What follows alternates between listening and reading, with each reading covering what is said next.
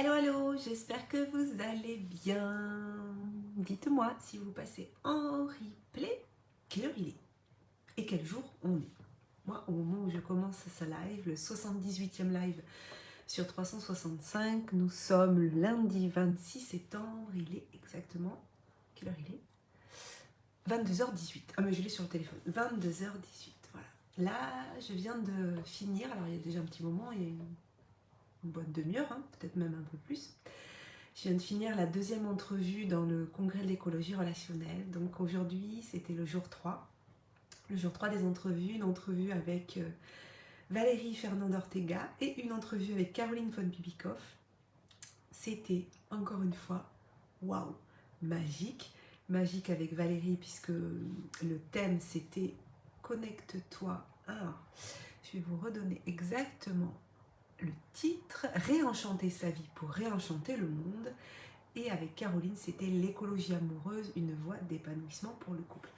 Deux magnifiques entrevues. Et alors, la formule cette année du congrès, si vous n'êtes pas inscrit, je vous invite à vous inscrire sur mon site internet.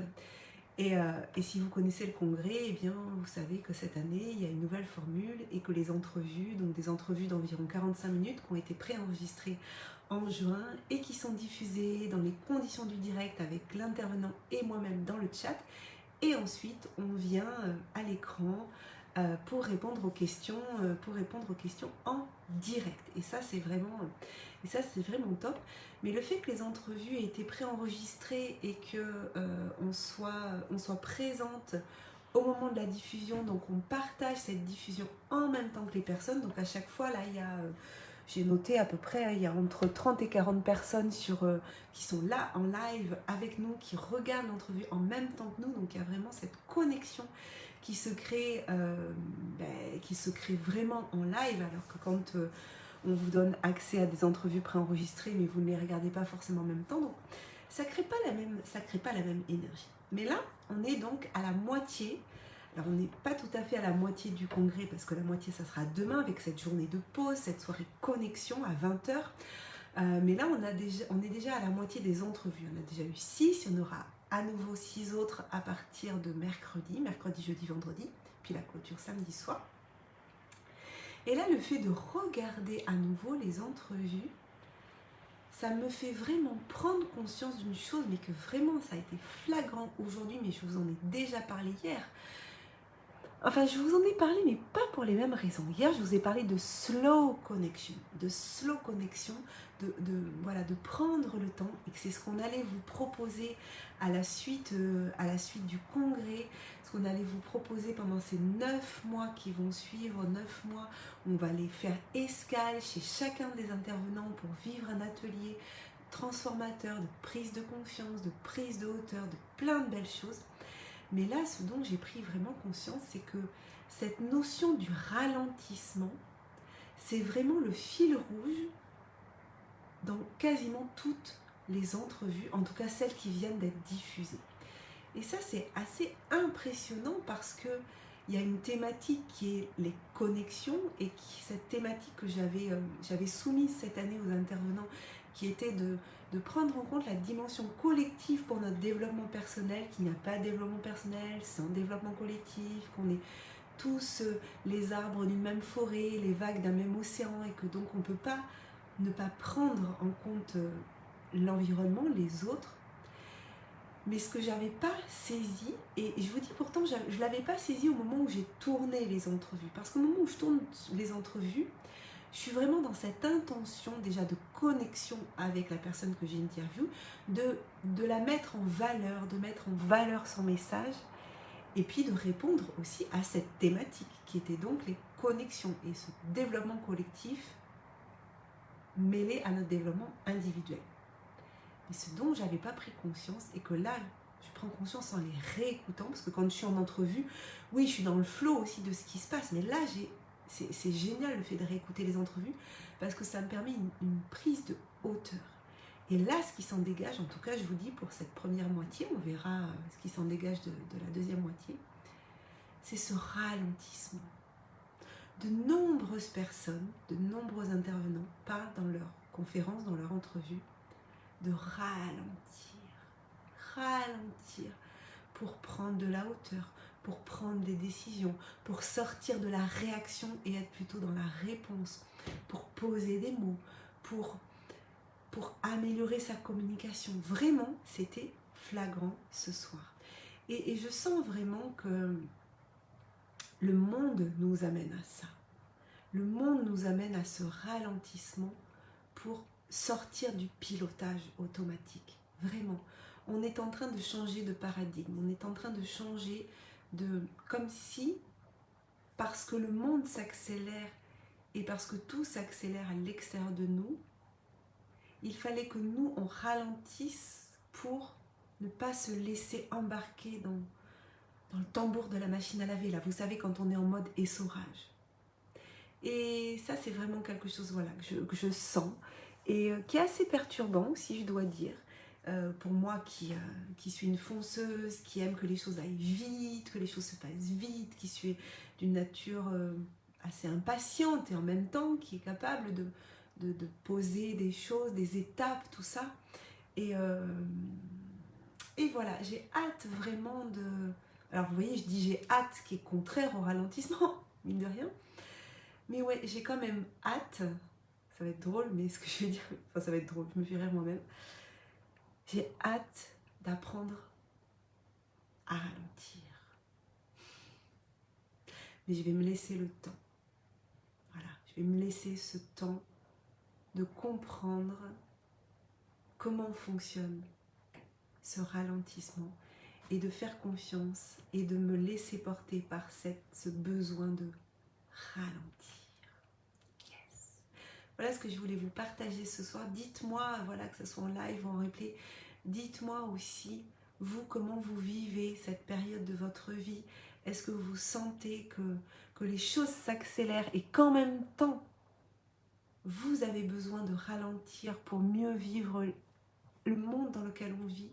Et est-ce que c'est difficile pour vous ou est-ce que c'est facile? Et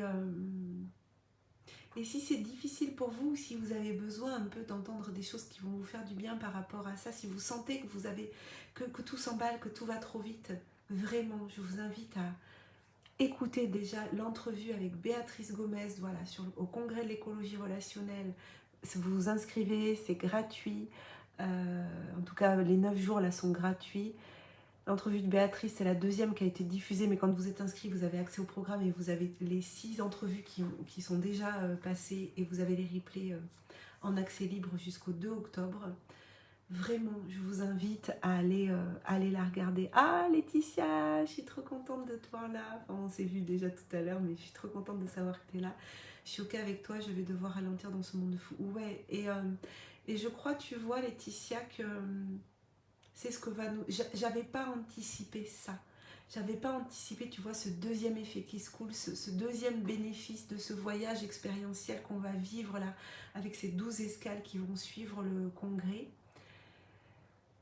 Je l'ai créé pour qu'il y ait une communauté, pour qu'on vive ensemble cette élévation de fréquence, mais ce que j'avais pas anticipé, c'est que justement comme on l'a programmé, et je remercie aussi mon amie Marie-France Gagnon qui, quand je réfléchissais à cette formule et qu'au départ j'étais partie sur une rencontre toutes les semaines je crois, ou tous les 15 jours, et qu'elle m'a dit tu sais ça va aller trop vite, ça laisse pas le temps aux gens, et c'est parce qu'en fait je voulais faire 2 congrès par an, et là je me suis dit ok, on va l'élargir, du coup j'ai réduit aussi le nombre que je pensais, le nombre d'intervenants que je pensais embarquer dans cette aventure. Donc réduire, étendre et puis poser, avoir le temps de vivre chaque atelier, de vivre chaque prise de conscience et puis de voir ce qui résonne en nous, qu'est-ce qu'on a besoin d'aller plus explorer, qu'est-ce qu'on a besoin d'aller plus en intériorité, rechercher en nous. Et ça, c'est vraiment quelque chose dont je prends conscience au fur et à mesure. Vous voyez, j'ai créé ce sommet, j'ai mis cette intention de connexion, mais j'avais pas anticipé ça. Et pourtant, je l'ai créé exactement dans avec cette notion-là, sans m'en rendre compte. Et là, c'est ça qu'on va aller vivre, c'est ça qu'on va aller vivre ensemble. Et c'est ça qui est beau, c'est qu'on va aller le vivre ensemble. Et là où j'adore, c'est que les intervenants qui donc participent à ce sommet, avec qui j'ai réalisé toutes ces entrevues, sont emballés par le voyage qui va suivre. Et donc, c'est pas seulement les participants, ceux qui prennent leur billet, qui vont le vivre, c'est aussi certains des intervenants qui ont envie vraiment de faire partie du voyage, mais pas juste pour vivre leur escale, pour vivre les escales des autres aussi. Et ça, c'est magnifique. Tu dis Laetitia, toutes les entrevues se font écho et vont dans le même sens, beaucoup de points communs. Oui, c'est vrai que c'est toujours ce que j'essaye de faire, tu sais, toi qui connais le congrès depuis le début, c'est toujours ce que j'ai essayé de faire, c'est-à-dire sur le premier, on était vraiment sur poser les bases de l'harmonisation des relations avec les autres, avec nous-mêmes, avec le monde. Le deuxième, c'était toujours autour des rêves, comment se réaliser. Ah, j'ai un truc qui me gratte au niveau de mon œil. Et là, c'était vraiment cette idée de développement collectif, développement individuel, ces connexions. Mais tu vois, il y a ce deuxième écho, tu sais, comme un double écho, le double effet qui se coule, cette chose qui nous renvoie et qu'on n'avait pas anticipé, qui est ce ralentissement. Et ça, vraiment, je ne l'avais pas, voilà, je le dis, je ne l'avais pas du tout anticipé, je ne l'avais pas conscientisé, je ne l'avais pas vu.